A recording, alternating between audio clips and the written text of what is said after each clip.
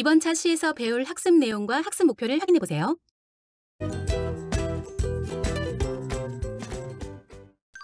이번 시간 학습에 앞서 지난 시간에 제시되었던 연습 문제에 대해 확인해 보겠습니다.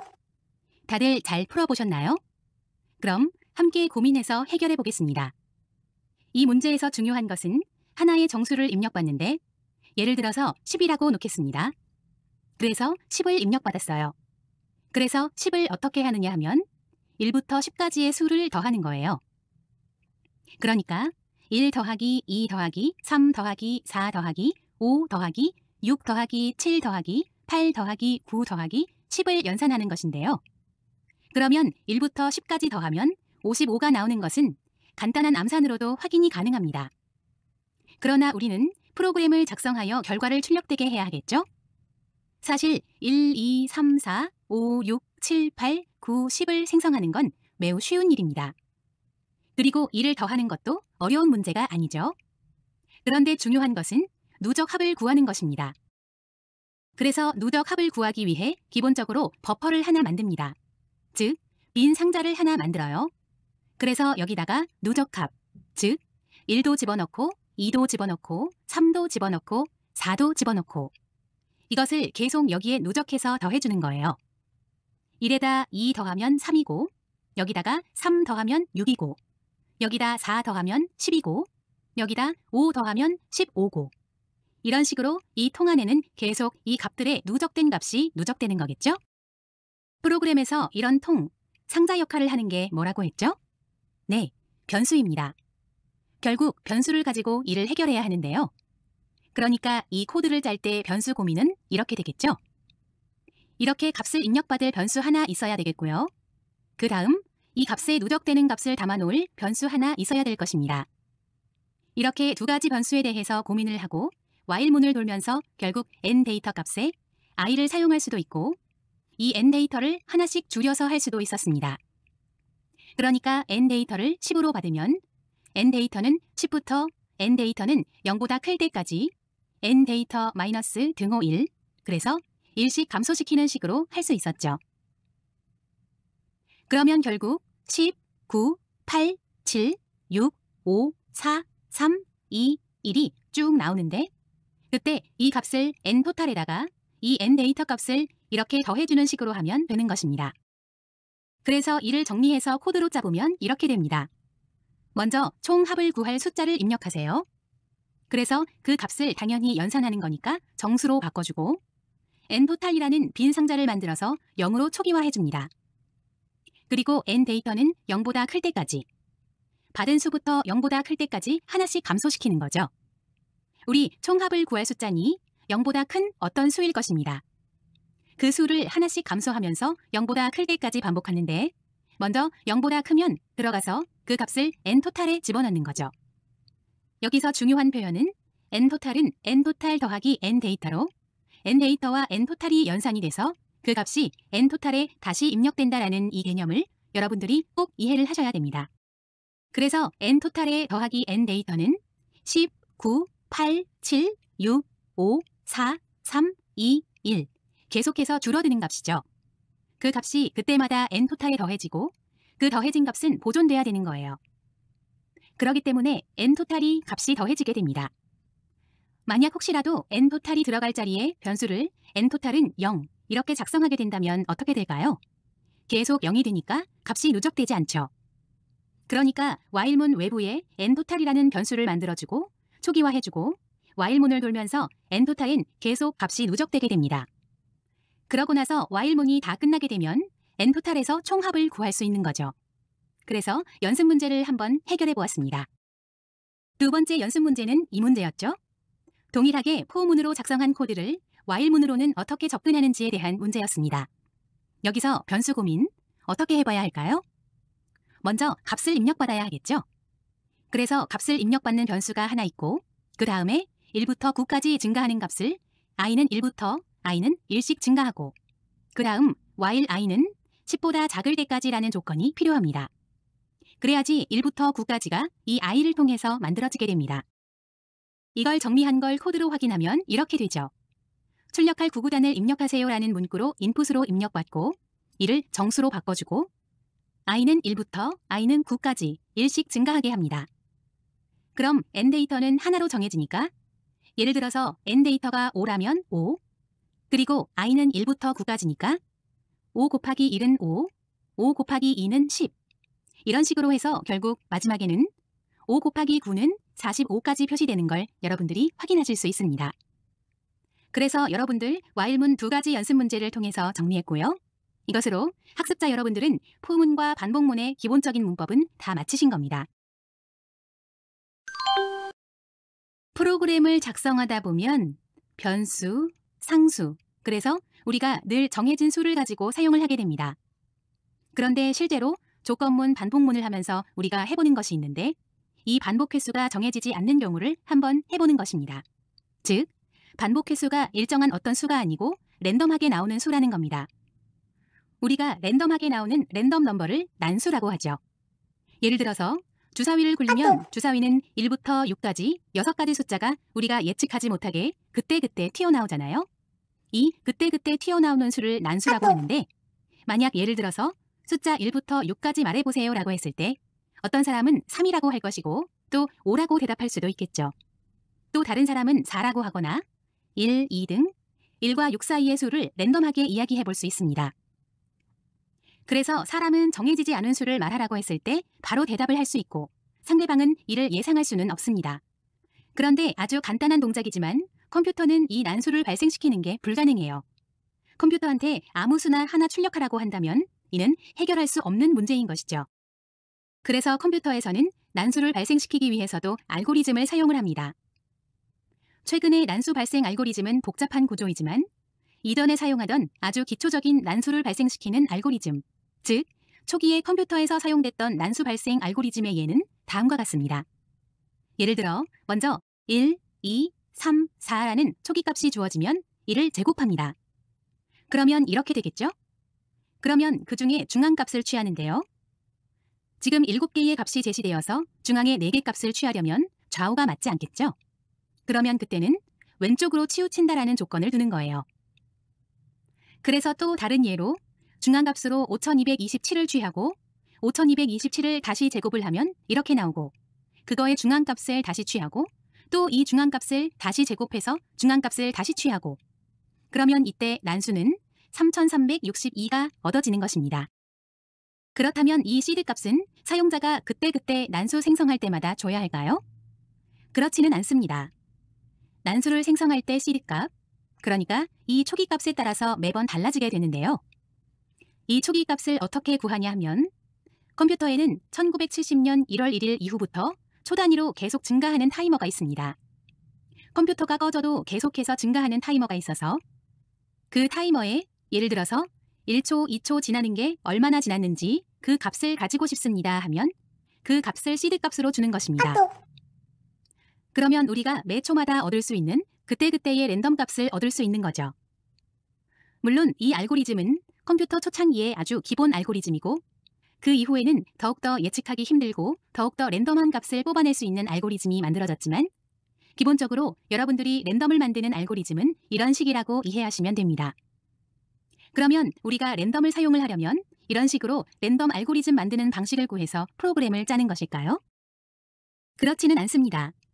랜덤을 사용하는 것은 파이썬 안에 벌써 랜덤 알고리즘이 만들어져 있어 이를 사용하게 됩니다. 그런데 랜덤 알고리즘은 파이썬 기본 코드 안에 들어있는 게 아니라 우리가 이전에 몇 번 설명한 특정한 기능을 가지는 모듈을 불러와야 되는 겁니다. 그러니까 기능을 가지는 랜덤하게 난수를 생성하는 여러 가지 기능을 만드는 코드가 만들어져 있고요.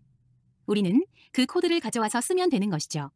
그런데 그 코드를 가져올 때는 이런 식으로 랜덤한 기능들이 들어있는 랜덤 모듈을 임포트한다. 이렇게 이해하시면 됩니다. 그러면 임포트 랜덤이라고 해주면 랜덤을 통해서 이 모듈에 있는 여러 가지 기능들을 사용할 수 있는 것이죠. 여기 있는 것처럼 랜덤.랜덤이라고 하면 그때그때 호출할 때마다 계속해서 다른 값들이 이렇게 찍힙니다. 그러니까 랜덤.랜덤은 0.0부터 1.0보다 작은 실수값을 출력합니다. 그러면 랜덤 모듈은 파이썬의 코드 안에 있을까요? 그보다 랜덤 모듈의 의미는 무엇일까 한번 정리를 해보자고요. 우리가 모듈이라고 하는 것은 파이썬의 코드를 논리적으로 묶어서 관리하고 사용할 수 있도록 하는 거예요.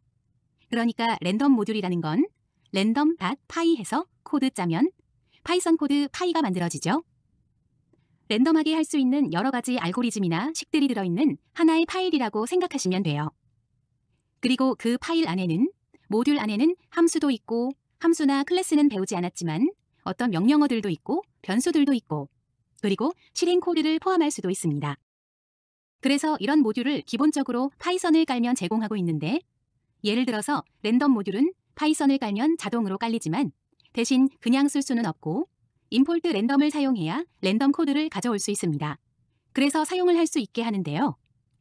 예를 들어서 인공지능을 사용하는 아주 대표적인 라이브러리 모듈은 텐서플로우인데 텐서플로우 모듈은 여러분들이 필요한 시점에 따로 파이썬 외에 인스톨을 해야 돼요. 그렇게 여기 있는 것처럼 기본적으로 사용하는 기본 표준 라이브러리 모듈들도 있지만 썰드 파티, 그러니까 조금 전에 설명한 텐서플로우, 인공지능을 하기 위해서는 텐서플로우 모듈을 가져와야 되는데 그런 모듈은 별도로 제공됩니다. 이 기본 모듈 외에 다양한 모듈이 상당히 많기 때문에 파이썬으로 여러 가지들을 할 수 있는 거예요. 그래서 우리가 이것들을 사용하기 위해서는 그때그때 임포트를 해서 사용합니다. 그럼 랜덤 모듈은 기본적으로 표준 라이브러리로 내장돼 있다고 했는데 구체적으로 어떤 위치인지 확인을 해보면 임포트 랜덤 또 임포트 인스펙트라고 합니다. 그래서 이 코드가 랜덤 모듈에 파일이 어디 있는지 갖고 오는 모듈이 되겠죠? 그래서 랜덤 모듈이 어디 있나 결과를 보면 예를 들어 이 컴퓨터 같은 경우 C의 프로그램 파일스 x86 안에 마이크로소프트 비주얼 스튜디오 안에 쉐어드 안에 파이썬 37_64 안에 라이브러리 안에 random.py가 있습니다. 이런 식으로 경로를 출력해주게 되고 결국 이 폴더 안에서 모듈을 가져오고 이 안에 있는 명령어들을 우리가 적당히 사용하게 되는 것입니다. 그럼 학습자 여러분들이 이 코드를 직접 한번 작성해 볼까요? while문을 사용해서 랜덤 데이터 10번 찍어보기입니다. 그러면 임포트 랜덤, 기본적으로 랜덤을 해야 되니까 임포트, 랜덤은 기본적으로 해줘야 되죠. 그리고 이 랜덤 중에 랜덤 모듈 안에 우리는 0보다 크고 0을 포함해서 0보다 크고 1보다 작은 값을 생성시키는 랜덤이라고 하는 함수를 사용할 거야 라고 명령을 해줘야 합니다. 이를 while문을 사용해서 10번 찍어보도록 하겠습니다. 코드가 어떻게 될까요? 학습을 잠시 멈추고 실제 랜덤 값 10번이 출력되도록 코드를 작성하여 while문으로 확인하셔야 합니다. 그럼 다음과 같은 코드를 작성해 볼 수 있겠죠?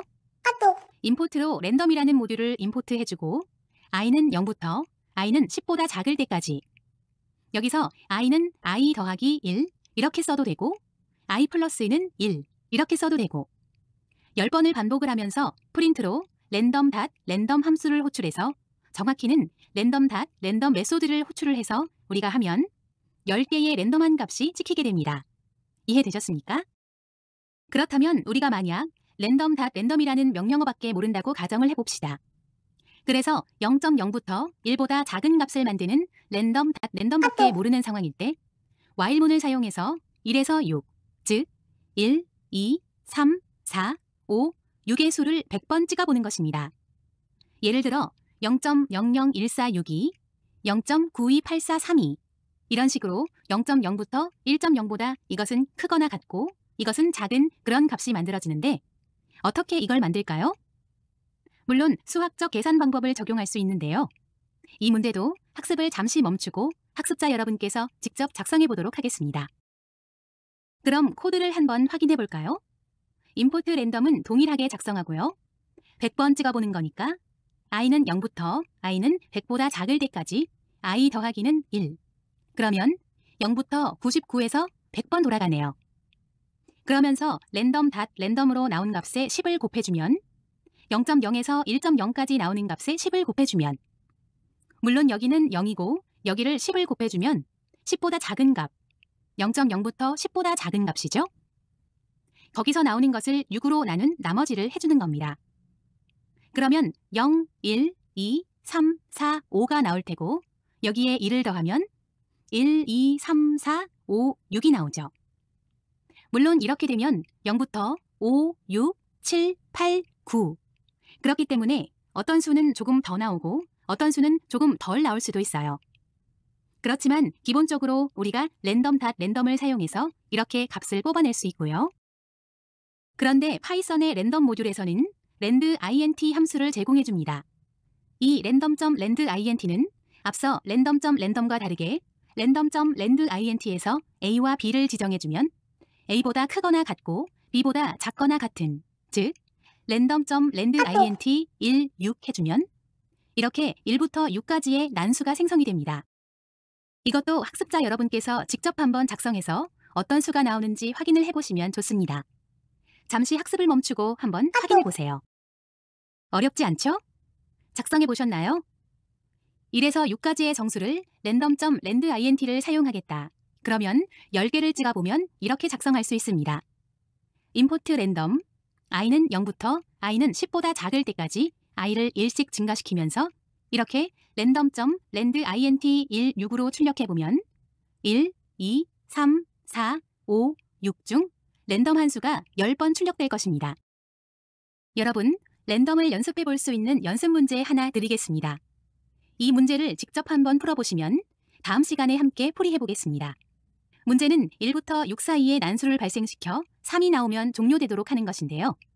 그러면 random.randint 1, 6을 사용하면 되겠죠? 그런데 중요한 건 몇 번을 돌리시오가 아니라 값 중에서 3이 나오면 종료하도록 while문의 조건을 줘서 짜보는 겁니다. 값이 나오는데 2, 6, 4, 2, 5, 3, 종료. 2, 3, 종료. 이렇게 3이 나오면 종료되는 프로그램을 여러분들이 한번 짜보시는 겁니다.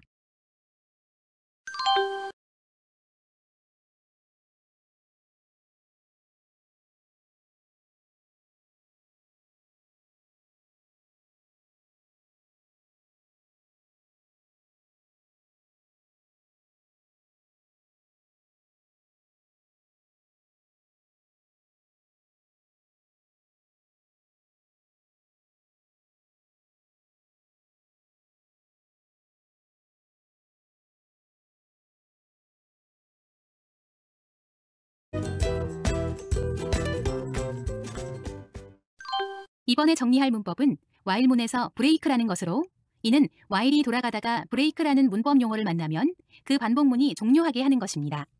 반복문은 예를 들어서 1에서 10까지면 i는 1부터 i는 10보다 작을 때까지 i 플러스는 1. 그래서 이렇게 정해지는데 굳이 브레이크를 사용할 필요가 있는가 의문이 드실 텐데요. 만약 i는 0부터 1씩 증가하는데 while문의 반복 조건이 true예요. 그런데 while문의 true이기 때문에 이 while문은 영원히 계속 반복될 것입니다. 하지만 i를 찍어주고 i를 증가시키고 이런 부분은 동일한데 중요한 것은 if문으로 i가 100하고 같아지면 브레이크가 작동하는 것입니다. 결국 무한 루프로 돌아가는 반복문에서 i가 특정 값이 되면 종료를 하고 싶다 할 때는 이런 식으로 무한 루프 상태에서 브레이크를 만나면 종료하게 되는 겁니다. 이 코드를 실행시키면 이렇게 0부터 99까지 찍히게 되겠죠? 플로우 차트를 보면 i는 0이라고 입력되어 만약 true, 그러니까 항상 참일 때는 i를 증가시키는데 이 코드만 있다면 코드는 무한 반복될 것입니다. 그런데 여기에서 while문 안에서 비교를 하여 만약 i가 100하고 같으면 그때는 브레이크로 무한 루프를 빠져나오게 됩니다. 그래서 결국 while문을 브레이크를 사용해서 종료되는 그런 구조임을 알 수 있습니다. 만일 for문에서도 브레이크를 사용하고 싶은 경우는 어떨까요? for문의 경우 무한 루프로 반복된다면 문제가 발생합니다. 그러니까 꽤 큰 값으로 레인지를 하면 너무 많은 연산이 필요합니다.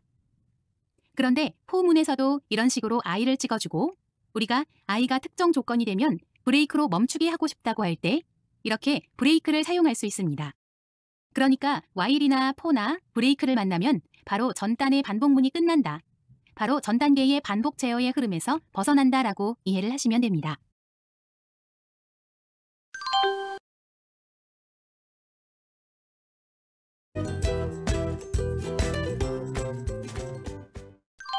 그 다음 우리가 정리해볼 문법은 continue입니다. 브레이크는 우리가 반복문을 강제로 멈추게 하는 거잖아요. 그런데 continue를 만나면 아래 코드를 실행하지 않고 위로 다시 올라가는 것입니다. 예를 들어 for문으로 i in range 100이라고 한다면 0부터 99를 뽑아내죠. 그런데 i를 2로 나눈 나머지가 0이면 뭐예요? 짝수가 되겠죠?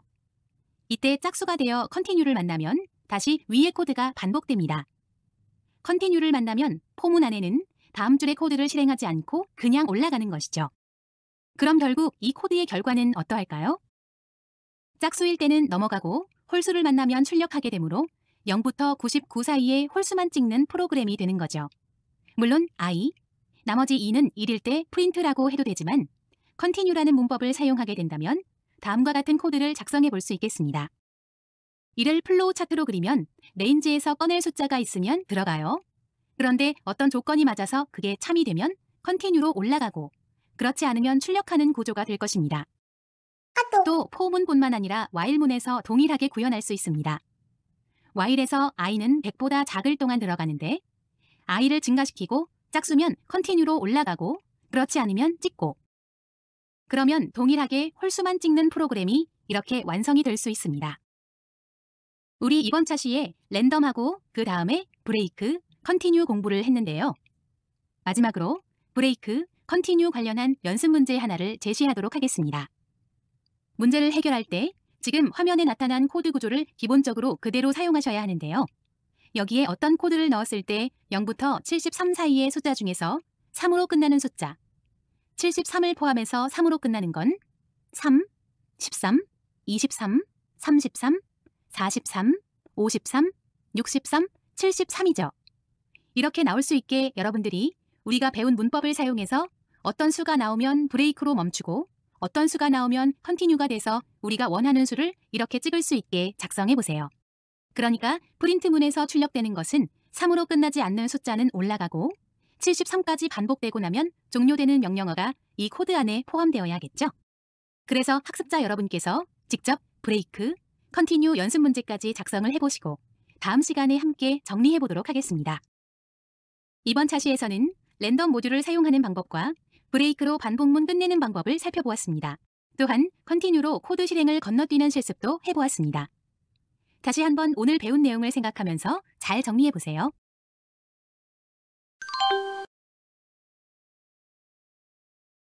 학습한 내용을 문제를 통해 확인해 보겠습니다.